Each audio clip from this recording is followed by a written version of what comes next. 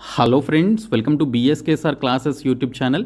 Friends, ఈరోజు 30th September shift 2లో అడిగినటువంటి ఎస్ఎస్సి ఎంటీఎస్కి సంబంధించినటువంటి క్వశ్చన్ అండ్ ఆన్సర్స్ అయితే చూద్దాము.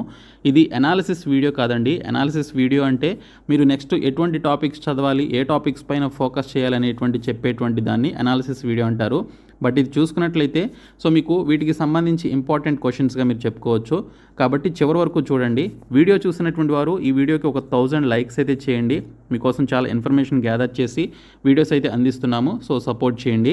ఫస్ట్ టైం మన ఛానల్ని విజిట్ చేస్తే సబ్స్క్రైబ్ చేసుకొని బెల్ సింబల్ని యాక్టివేట్ చేసుకోండి. ఫ్రెండ్స్, మీరు ఎస్ఎస్సి ఎంటీఎస్ ఎగ్జామినేషన్ రాస్తున్నటువంటి అభ్యర్థులైతే మీరు ఖచ్చితంగా తీసుకోవాల్సినటువంటి పీడిఎఫ్ కోర్స్ అయితే మేము మీకు ప్రొవైడ్ చేస్తున్నామండి. 1997 నుంచి ఇప్పటి వరకు జరిగినటువంటి ఆల్ ఎస్ఎస్సి ఎంటీఎస్ ఎగ్జామినేషన్స్లో అడిగినటువంటి ప్రీవియస్ బిట్స్తో పాటు మీకు ప్రీవియస్ పేపర్స్ అలాగే అదర్ మెటీరియల్స్ కూడా మీకు ప్రొవైడ్ చేస్తున్నాము. ఇక్కడ చూసుకున్నట్లయితే కరెంట్ అఫైర్స్ 2024కి సంబంధించి బైలింగ్వల్లో మెటీరియల్ ఆల్రెడీ యాడ్ చేయడం జరిగింది కోర్సులో. ఇంగ్లీష్ లాంగ్వేజ్కి సంబంధించి అన్ని టాపిక్స్ కలిపి 10,500 ప్లస్ ప్రీవియస్ బిట్స్ యాడ్ చేశాము. జీకే తెలుగు మీడియంకి సంబంధించి 10,000 ప్లస్ బిట్స్ ఉన్నాయి. జీకే ఇంగ్లీష్ మీడియంకి సంబంధించి 2 టాపిక్స్ యాడ్ చేశాము. మిగిలినటువంటి టాపిక్స్ కూడా ఫ్యూచర్లో యాడ్ చేయడం జరుగుతుంది. స్టాటిక్ జీకే ఇంగ్లీష్ మీడియం అలాగే ఎస్ఎస్సి ఎంటీఎస్ జీడీ సీజీఎల్కి సంబంధించిన 100 ప్రీవియస్ పేపర్స్ కూడా యాడ్ చేయడం జరిగింది. 6 months వ్యాలిడిటీతో 199 రూపీస్కి ఈ కోర్స్ అయితే ప్రొవైడ్ చేస్తాము. డిస్క్రిప్షన్లో యాప్ లింక్ ఉంటుంది, చూడండి. అలాగే మీరు ఏ కోర్స్ తీసుకున్నా కూడా క్లాసెస్కి సంబంధించినటువంటి కోర్సు మీకు 75% ఆఫ్తో 499 రూపీస్కి మీకు ఈ ఆఫర్ అయితే పొడిగిస్తున్నామండి. చాలామంది ఆఫర్ని పొడిగించమని చెప్పేసి అడిగారు కాబట్టి ఈ ఆఫర్ని అయితే పొడిగించడం జరుగుతుంది. గ్రామీణ నిరుపేద అభ్యర్థులని దృష్టిలో పెట్టుకొని ఈ ఆఫర్ని అయితే రిలీజ్ చేయడం జరిగింది. డిస్క్రిప్షన్లో యాప్ లింక్ ఉంటుంది, చూడండి. ఇమీడియట్గా ఈ ఆఫర్స్ని అయితే తీసుకోండి. ఫ్రెండ్స్, మనకి 30th సెప్టెంబర్ సెకండ్ షిఫ్ట్లో అడిగినటువంటి జీకే అండ్ ఇంగ్లీష్కి సంబంధించినటువంటి మెమరీ బేస్డ్ క్వశ్చన్స్ ఒకసారి చూద్దాము. ఈ పీడిఎఫ్ని నేను మీకు 199 రూపీస్కి సంబంధించినటువంటి కోర్స్లో ప్రొవైడ్ చేయడం జరుగుతుంది. మార్నింగ్ షిఫ్ట్లో అడిగినటువంటి పీడిఎఫ్ కూడా ప్రొవైడ్ చేశాను. ఈ 199కి సంబంధించినటువంటి పీడిఎఫ్ కోర్స్లో మీకు వీటితో పాటు చాలా పీడిఎఫ్స్ అయితే మీకు అవైలబుల్లో ఉంటాయి. ఇంగ్లీష్ అండ్ జీకేకి సంబంధించి, ఇంకా కరెంట్ అఫైర్స్కి సంబంధించి. కాబట్టి మీకు రాబోయేటువంటి ఎస్ఎస్సి ఎంటీఎస్తో పాటు ఆల్ అదర్ కాంపిటేటివ్ ఎగ్జామినేషన్స్కి ఆ మెటీరియల్ యూజ్ అవుతుంది. కాబట్టి ప్రతి ఒక్కరు కూడా తీసుకోండి. డిస్క్రిప్షన్లో యాప్ లింక్ ఉంటుంది, చూడండి. ఇక్కడ చూసినట్లయితే ఫస్ట్ వన్ వచ్చేసి 1991 సెన్సస్ హైయెస్ట్ లిటరసీ రేట్ 1991 జనాభా లెక్కల ప్రకారం అత్యధిక అక్షరాస్యత కలిగినటువంటి రాష్ట్రం ఏది అని చెప్పేసి అడిగారండి. ఇక్కడ చూడండి, 2011కి సంబంధించినటువంటి జనాభా లెక్కల గురించి అడగలేదు. 2001కి సంబంధించిన జనాభా లెక్కల గురించి కూడా అడగలేదు. మార్నింగ్ షిఫ్ట్లో చూసుకుంటే ఫస్ట్ షిఫ్ట్లో 2011 జనాభా లెక్కలకి సంబంధించి దాద్రా నగర్ అండ్ హవేలీకి సంబంధించినటువంటి కేంద్రపాలిత ప్రాంతాల్లో లోయెస్ట్ లిటరసీ రేట్ కలిగినటువంటి అప్పట్లో యూనియన్ టెరిటరీస్ గురించి అడిగారనమాట. ఇప్పుడు చూస్తే సెకండ్ షిఫ్ట్లో మనకి 1991 సెన్సస్కి సంబంధించి జనాభా లెక్కలకి సంబంధించినటువంటి క్వశ్చన్ అయితే వచ్చింది. మనకి ప్రతి షిఫ్ట్లో కూడా జనాభా లెక్కలకి సంబంధించినటువంటి క్వశ్చన్స్ అయితే అడిగారు ఈ 2 షిఫ్ట్స్లో. ఇక్కడ చూసుకుంటే రైట్ ఆన్సర్ వచ్చేసి కేరళ అండి. 100% అక్షరాస్యత కలిగినటువంటి రాష్ట్రంగా 1991 జనాభా లెక్కల ప్రకారం కేరళ రాష్ట్రం రికార్డులోకి ఎక్కిందనమాట. లోయెస్ట్ లిటరసీ రేట్ వచ్చేసి ఫస్ట్ నుంచి ఉండేదే బీహార్ స్టేట్. ఇక్కడ చూసుకున్నట్లయితే ఏప్రిల్ 18, 1991 భారతదేశంలో 100% అక్షరాస్యత సాధించినటువంటి మొదటి రాష్ట్రంగా కేరళ నిలిచింది. నెక్స్ట్ క్వశ్చన్ వచ్చేసి ఆర్టికల్ 181 గురించి అడిగారు. ఆర్టికల్ 181 దేనికి సంబంధించింది అని చెప్పేసి ఈ క్వశ్చన్ వచ్చినట్లుగా మన ఛానల్ సబ్స్క్రైబరే కామెంట్ చేయడం జరిగింది. మనకి ఈ ఆర్టికల్ 181 దేని గురించి చెప్తుంది అంటే, భారత రాజ్యాంగంలోని ఆర్టికల్ 181 శాసనసభ స్పీకర్ లేదా డిప్యూటీ స్పీకర్ తొలగింపుకు సంబంధించిందండి. వారిని ఆ పదవుల నుంచి తీసేయాలి అంటే ఈ ఆర్టికల్ 181 ప్రకారం తీసివేస్తారు. వారి తొలగింపు తీర్మానాన్ని పరిశీలిస్తున్నప్పుడు స్పీకర్ లేదా డిప్యూటీ స్పీకర్ శాసనసభ సమావేశానికి అధ్యక్షత వహించలేరని ఇది పేర్కొనడం జరుగుతుంది ఈ ఆర్టికల్లో. ఇది ఇక్కడ చూసినట్లయితే ఇది న్యాయపరమైనటువంటి ప్రక్రియను నిర్ధారించడం మరియు తీర్మానం యొక్క ఫలితాన్ని ప్రభావితం చేయడానికి స్పీకర్ లేదా డిప్యూటీ స్పీకర్ వారి యొక్క స్థానాన్ని ఉపయోగించుకోకుండా నిరోధించడం చేస్తుందన్నమాట ఈ ఆర్టికల్ 181 అనేది. దీనికి సంబంధించి మీకు అర్థమైంది కదా. ఇక్కడ మనం చూసుకున్నట్లయితే శాసనసభ స్పీకర్ లేదా డిప్యూటీ స్పీకర్ తొలగింపునకు యూజ్ చేసేటువంటి ఆర్టికల్ వచ్చేసి ఆర్టికల్ 181 ప్రకారం వారిని తొలగింపునకు ఈ ఆర్టికల్ 181ని భారత రాజ్యాంగం ప్రకారం ఉపయోగిస్తారు. నెక్స్ట్ క్వశ్చన్ వచ్చేసి who is the court poet of Harshavardhana? Harshavardhana ఆస్థాన కవి ఎవరు అని చెప్పేసి క్వశ్చన్ అయితే వచ్చింది. బాణభట్ట 7వ శతాబ్దం ప్రారంభంలో ఉత్తర భారత చక్రవర్తి అయినటువంటి హర్షవర్ధనుని ఆస్థాన కవి అండి. బాణభట్ట ఒక సంస్కృత పండితుడు మరియు కవి. హర్షవర్ధన జీవిత చరిత్ర అయినటువంటి హర్షచరిత అలాగే శృంగార నవల అయినటువంటి కాదంబరిని ఈ బాణభట్ట రచించాడు. సో హర్షవర్ధన ఆస్థాన కవి ఎవరయ్యా అంటే బాణభట్టుడు అనమాట. సో బాణభట్ట 7వ శతాబ్దంలో ప్రారంభమైనటువంటి ఉత్తర భారత చక్రవర్తి అయినటువంటి హర్షవర్ధనునికి సంబంధించినటువంటి ఆస్థాన కవి అనమాట. సో బాణభట్ట ఒక సంస్కృత పండితుడు మరియు కవి కూడాను. హర్షవర్ధనునికి సంబంధించినటువంటి జీవిత చరిత్ర ఏదైతే ఉందో హర్షచరిత అలాగే కాదంబరిని ఈ బాణభట్ట రాయడం జరిగింది. నెక్స్ట్ క్వశ్చన్ వచ్చేసి Raag Deepak musician related to which musician అని చెప్పేసి అడిగారు. సో రాగ్ దీపక్ సంగీతకారుడు ఏ సంగీతకారుడు అని చెప్పేసి ఇక్కడ అడిగారండి. సో క్వశ్చన్ మనకి సరిగ్గా ఫ్రేమింగ్ అయితే లేదు. సో ఇక్కడ చూసుకున్నట్లయితే తాన్సేన్ రాగ్ దీపక్తో అనుబంధం కలిగినటువంటి సంగీతకారుడు.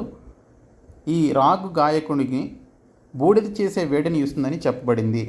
ఓకే, రాగ్ అనేది అది ఒక మ్యూజిక్ అనమాట. సో తాన్సేన్ అనేటువంటి అతను ఈ రాగు దీపక్తో అనుబంధం కలిగినటువంటి ఒక సంగీతకారుడు అనమాట. ఓకే, నెక్స్ట్ క్వశ్చన్ వచ్చేసి Odisha, Jharkhand, west Bengal common festivals ఏంటి అని చెప్పేసి అడిగారండి. ఒడిస్సా, జార్ఖండ్, పశ్చిమ బెంగాల్ కామన్గా జరుపుకునేటువంటి పండుగ ఏమిటి అని చెప్పేసి అడిగితే ఇక్కడ ఆన్సర్ చూసినట్లయితే ఒడిస్సా, జార్ఖండ్ మరియు పశ్చిమ బెంగాల్ రాష్ట్రాలకు కొన్ని కామన్ పండుగలు అయితే ఉన్నాయి. అంటే ఆ 3 రాష్ట్రాల్లో కామన్గా జరుపుకునేటువంటి పండుగలు అయితే ఉన్నాయండి. సో ఇక్కడ చూసినట్లయితే దుర్గా పూజ, దసరా లేదా విజయదశమి అని చెప్పేసి అంటారు, ఈ 3 రాష్ట్రాల్లో జరుపుకుంటారు. సొహ్రాయ్ అనేది క్యాటిల్ ఫెస్టివల్ అనమాట. ఓకే, క్యాటిల్ పండుగ ఇది. ఇంకా కారం అనేటువంటి ఫెస్టివల్ ఉంది, ఇది హార్వెస్ట్ ఫెస్టివల్. ఓకే, పంట కోసే టైంలో చేసేటువంటి ఫెస్టివల్. సో క్యాటిల్ ఫెస్టివల్ కూడా సేమ్ అలాగే హార్వెస్టింగ్ టైంలో చేసుకునేటువంటి ఫెస్టివల్ అనమాట. సో ఈ 3 ఫెస్టివల్స్ ఇక్కడ ఒడిస్సా, జార్ఖండ్, పశ్చిమ బెంగాల్ రాష్ట్రాల్లో కామన్గా జరుపుకునేది. సో మరి ఈ క్వశ్చన్ అడిగారా లేకపోతే చావ్ డ్యాన్స్కి సంబంధించిన క్వశ్చన్ అడిగారా అనేది క్లారిటీ లేదు. బట్ ఈ 2 క్వశ్చన్స్ అయితే నాకు పంపించడం జరిగింది. సో నెక్స్ట్ క్వశ్చన్ వచ్చేసి Chhau dance is the public dance of the common people of which state. Chhau dance అనేది ఏ రాష్ట్రంలోని సామాన్య ప్రజల ప్రజా నృత్యం అని చెప్పేసి అడిగారు. సో ఇక్కడ ఆన్సర్ చూసుకున్నట్లయితే చౌ అనేది పశ్చిమ బెంగాల్, ఒడిస్సా మరియు జార్ఖండ్ రాష్ట్రానికి సంబంధించినటువంటి జానపద నృత్యం అనమాట. ఇది గిరిజనుల యుద్ధ నృత్యానికి సంబంధించినటువంటి డ్యాన్స్ ఫాము. సో డ్యాన్స్ ఫామ్స్కి సంబంధించి ఇంగ్లీష్ అండ్ తెలుగు మీడియంలో ఉన్నటువంటి పీడిఎఫ్ని నేను 199 రూపీస్ కోర్సులో ఎప్పుడో ప్రొవైడ్ చేయడం జరిగిందండి. సో ఇప్పుడు ఈ పర్టికులర్ చావ్ డ్యాన్స్ అనేటువంటి విషయాలు ప్రతి రాష్ట్రానికి సంబంధించినటువంటి డ్యాన్స్ ఫామ్స్కి సంబంధించిన ఇన్ఫర్మేషన్ అంతా కూడా ఆ పీడిఎఫ్లోనే ఉంది. సో డిస్క్రిప్షన్లో మీరు యాప్ని డౌన్లోడ్ చేసుకొని లాగిన్ అయిన తర్వాత ఎస్ఎస్సి ఎగ్జామ్స్ అనేటువంటి సెక్షన్లోకి వెళ్తే మీకు ఆ 199 రూపీస్ కోర్స్ అయితే కనిపిస్తుంది. మీరు ఇమ్మీడియట్గా ఆ కోర్స్ అయితే తీసుకోవచ్చు. అలాగే మనకి ఇక్కడ భారత రాజ్యాంగానికి సంబంధించి ఒక క్వశ్చన్ అయితే వచ్చింది. Indian constitution is a rigid, not easily amended. భారత రాజ్యాంగం అనేది దృఢమైనది అలాగే సులభంగా సవరించబడదు అనేది ఇక్కడ 2 ఆప్షన్స్ అయితే ఇచ్చారు. రైట్ ఆన్సర్ వచ్చేసి బోత్ అండి. సో 2 చేయలేరనమాట. సో ఇక్కడ చూసుకుంటే రెండింటికి సంబంధించింది మన భారత రాజ్యాంగం అనేది.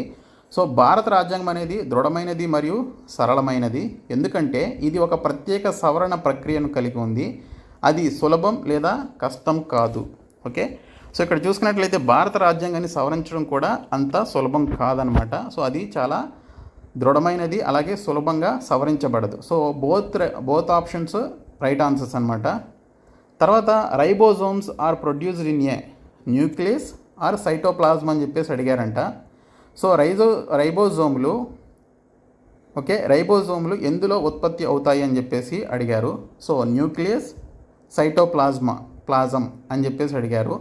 సో ఇక్కడ చూసుకున్నట్లయితే కణ రకాన్ని బట్టి న్యూక్లియస్ మరియు సైటోప్లాజం రెండిట్లోనూ రైబోజోములు ఉత్పత్తి అవుతాయి. కణ రకాన్ని బట్టి న్యూక్లియస్ మరియు సైటోప్లాజం రెండిట్లోనూ రైబోజోములు అనేవి ఉత్పత్తి అవుతాయి అన్నమాట. So 2 correct. నెక్స్ట్ క్వశ్చన్ వచ్చేసి fat chain is converted into mitochondria Golgi apparatus. కొవ్వు గొలుసు అనేది మైటోకాండ్రియాగా లేదా గోల్గి ఉపకరణంగా మార్చబడుతుందా అని చెప్పేసి అడిగారు.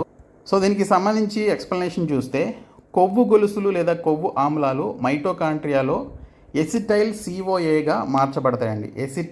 CoAగా మార్చబడతాయి. గోల్గి ఉపకరణం ప్రోటీన్లు మరియు కొవ్వులతో సహా లిపిడ్లను సెల్ లోపల మరియు వెలుపల ఉపయోగించడం కోసం సిద్ధం చేస్తుంది. ఓకే, నెక్స్ట్ క్వశ్చన్ వచ్చేసి ఇక్కడ చూడండి, మనకి జీకేలో ఎకానమీకి సంబంధించి క్వశ్చన్ అయితే ఈ విధంగా అడిగారు. సో మరి దీనికి కరెక్ట్ ఆన్సర్ నేను సాల్వ్ చేశాను లేదని ఒకసారి మీరు చెక్ చేయండి. Revenue deficit is equal to 2.8 GDP అని చెప్పేసి అడిగారండి. Expenditure is equal to 10.80. Then revenue receipts value ఎంత అని చెప్పేసి అడిగారు. సో ఇక్కడ చూసుకుంటే రెవెన్యూ లోట్ అంట 2.80 జీడిపి ఉందంట, వ్యయం వచ్చేసి 10.80 ఉందంట. ఆపై రెవెన్యూ రిసిప్ట్స్కి సంబంధించినటువంటి విలువ ఎంత అని చెప్పేసి ఇక్కడ క్వశ్చన్ అయితే అడగడం జరిగింది. సో ఆన్సర్ లేదా సొల్యూషన్ ఒకసారి చూసుకుంటే దీనికి ఒక ఫార్ములా ఉందండి. Revenue deficit is equal to revenue expenditure minus revenue receipts. So ఇక్కడ చూసుకుంటే మనకి రెవెన్యూ డెఫిసిట్ ఎంత 2.80 GDP is equal to revenue expenditure ఎంత 10.80 మైనస్ రెవెన్యూ రిసిప్ట్స్. సో మనం ఇది కనుక్కోవాలి. సో మనం ఇటు ఈక్వల్కి ఇటువైపు తీసుకొస్తే ఇది పాజిటివ్ అవుతుంది, ఇది కాస్త నెగిటివ్ అవుతుంది ఇటువైపు తీసుకొస్తే. సో 10.80 మైనస్ 2.80 అంటే ఎంత అండి? 8 కదా మిగిలేది. సో నేను ఇది అనుకుంటున్నాను right answer. So correct answer ఏంటనేది ఎగ్జామినేషన్ రాసిన వాళ్ళు కామెంట్ సెక్షన్లో తెలపండి. నెక్స్ట్ క్వశ్చన్ వచ్చేసి బాల్బన్ రిలేటెడ్ క్వశ్చన్ అయితే వచ్చిందండి. సో బాల్బన్ గురించి ఒకసారి తెలుసుకుందాము. సో మనకు కరెక్ట్గా క్వశ్చన్ అయితే ఫ్రేమ్ చేయలేదు, బట్ ఇక్కడ బాల్బన్ గురించి ఒకసారి చూద్దాము.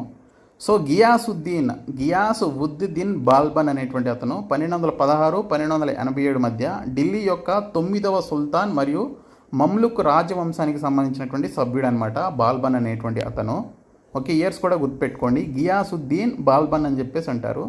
ఢిల్లీకి సంబంధించి 9వ సుల్తాన్ అనమాట. అలాగే మామ్లుక్ రాజవంశానికి సంబంధించి ఆ డైనస్టీకి సంబంధించినటువంటి సభ్యుడు ఇతను.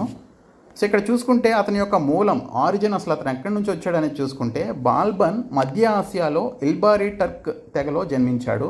అతని అసలు పేరు బహావుద్దీన్ అనేది అతని యొక్క అసలు పేరు అనమాట.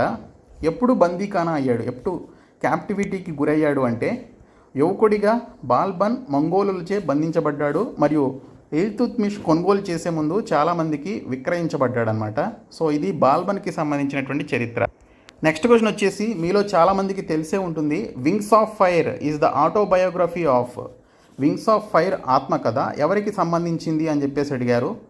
సో మీరు 2008 నుంచి 2012 కానీ లేదా 2015 మధ్య కానీ ఆ కాలంలో మీరు బీటెక్ చదివిన వాళ్ళు అయినట్లయితే మీకు ఈ వింగ్స్ ఆఫ్ ఫైర్ అనేటువంటి బుక్ మీకు ఇంజనీరింగ్ ఫస్ట్ ఇయర్లో ఒక ఇంగ్లీష్ సబ్జెక్ట్కి సంబంధించినటువంటి బుక్ అన్నమాట ఇది.